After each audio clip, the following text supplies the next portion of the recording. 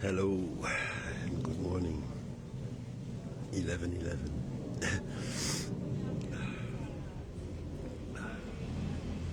So I've been telling this story of being the Lightbringer for a long time. It started back in 2016, 17, 18, around this period. And yeah, at some point I completely dove into it.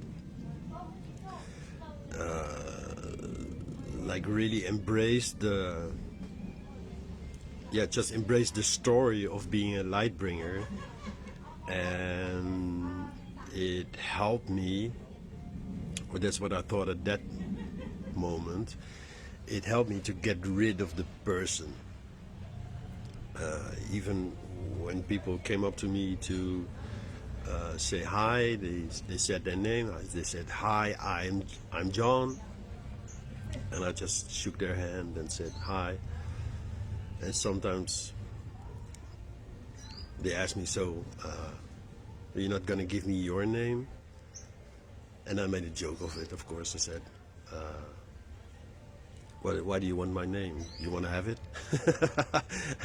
Give me your name, or do you want to tell me your name? And then I sometimes said, like, yeah, my name is no longer relevant to me. And of course I love the confusion, or sometimes even the aggravation or the anger that kept, or the annoyance that popped up on the other side, because it made me feel powerful or important or special in some way. And that's very human. So yesterday I was talking with a friend who's leaving back home after 8 years traveling, and he touched upon something. He says, he said, "You've been living in the attic for a long time," which felt nice, of course. A little bit secluded. I could come down and talk with the plebs, with the normal people, earthbound souls, as I sometimes call them. But I could always go back to the attic and, live there my life, and even talk from there. I was the one understanding everything. But it also created this distance. And of course, this distance helped me a great deal. It's a form of protection. And then this friend, he pointed out, you realize you also have a basement.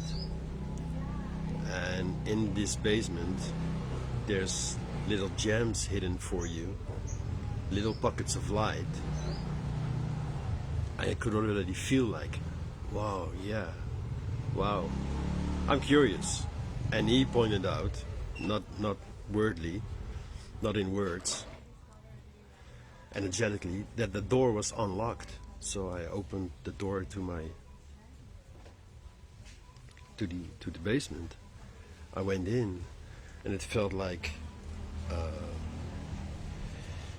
everything opened up down there, whoosh, and it all got so much flushed out of my system. But I also felt like this deep connection again with a part of me that I sometimes tend to forget, and later on it made sense. It's my human part. And yeah, talking to you, you might relate to this.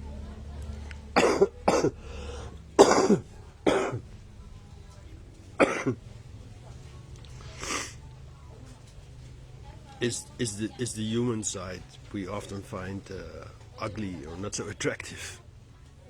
And of course, when it's too difficult, we tend to flee, run away, hide in this dreamlike state. As a kid, they always used to call me the dreamer. And just now I had this conversation with a guy from Finland. He's a programmer, coder. And he also lives in his head, as he says it. But yeah, I realized it's not so much in the head. We think the thinking is going on in the brain, but the brain is not thinking. The brain is just registering. The brain is like the radio, picking up the frequencies, the thoughts, the thought patterns, and turning into a voice. So you hear this voice talking to you, which are your thoughts. And in this dream state, this fantasy world, there's no limitations, there's no boundaries. And it feels like, for me it always felt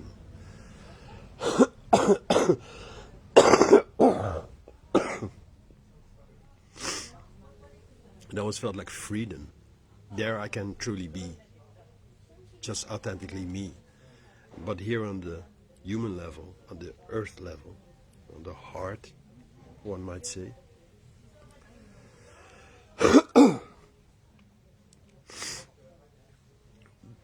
connecting here on this level, like felt like connecting with you. I have to come down from my ivory tower, step off the throne, and then walk down the ivory tower and come back here and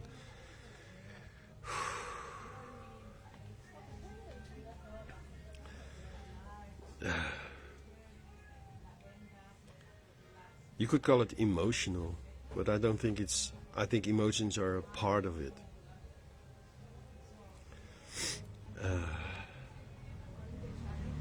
Emotions are just an expression of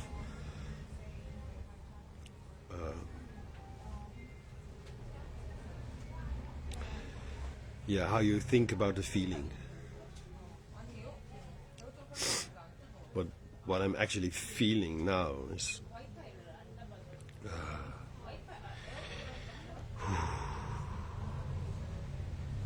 so often it's like feeling too much. It's what they call high sensitive. HSP, a high sensitive person. But that's just a label. It's just an attempt to describe what it's like for those who don't have this condition.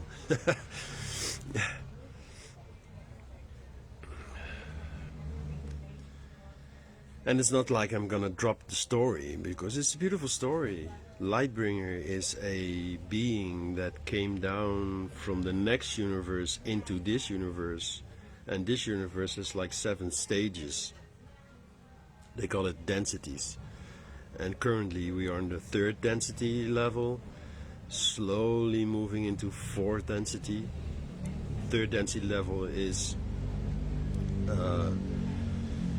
you get choice, but to be able to choose between things, there's duality. You get to choose whether you're gonna choose this or that. And now we're slowly moving into like 4th density, love and understanding.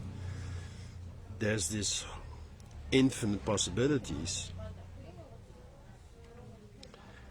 And the law of one explains it as this is the moment you choose to whether walk the negative path or the positive path, the negative polarized path or the positive polarized path, the path of service to self or the path of service to others. And here there's a lot of confusion, because so many people, they think they're walking the path of love, but it's actually coming from fear or hate or control.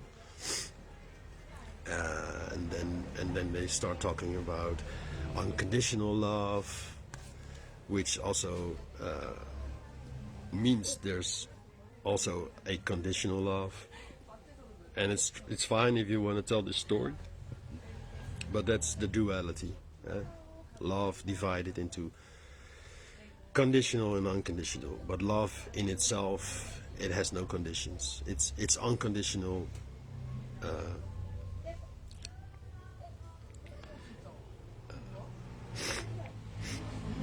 by default.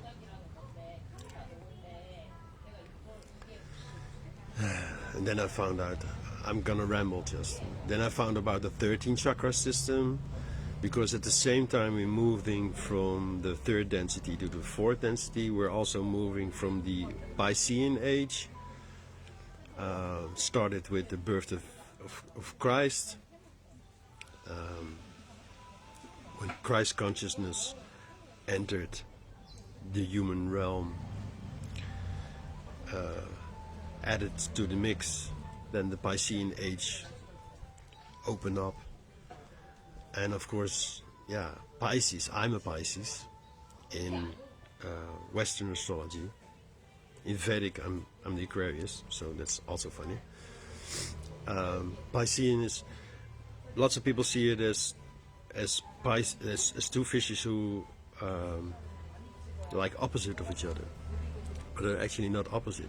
They're both swimming in the same direction, but one is going this way and one is going that way. And this is the same, the negative part, positive part, service to self, service to others. It's all ending up in sixth density, where we start exploring unity and balance between love and light. Well, I'm not going to go into too many details. But you see, that's so, maybe you can sense it now. It's already going up there again, energetically, like, because there's all the knowledge. But here on Earth,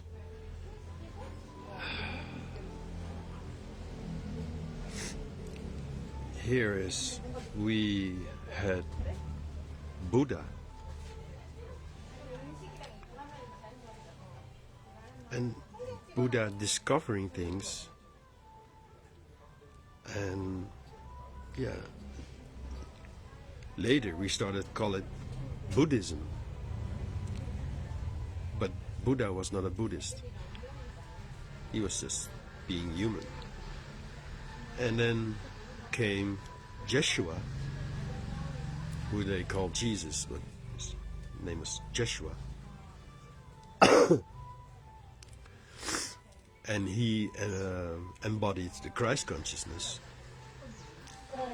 But Jeshua was not a Christian. This was what they created out of this story. They made a story out of it. And now we are moving into the Aquarian age. And yeah, Aquarius is all about revelation, like everything is coming to light, everything is coming to the surface, nothing can no longer be hidden, nothing can no longer be ignored or denied. But on a human level, so often we rather just stick to our guns and say, okay, listen, this is my truth. I might not be able to know the truth. Maybe there is no truth as in singular. And that's what I said, like the infinite possibilities opening up. So it's not like one truth. No, you get to choose your truth, your reality, your part in this wonderful play we call life. All right, that's it for now. I would prefer if you have questions, and any question, even if it's not like Lightbringer related or whatever. I mean, this channel is called Lightbringer because, yeah, you have to start somewhere. But what I'm offering is this vast knowledge,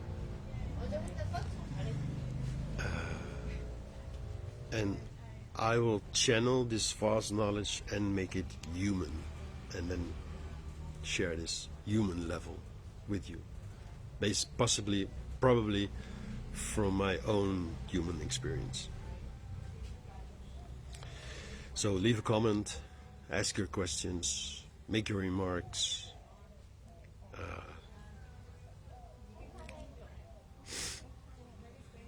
And thank you.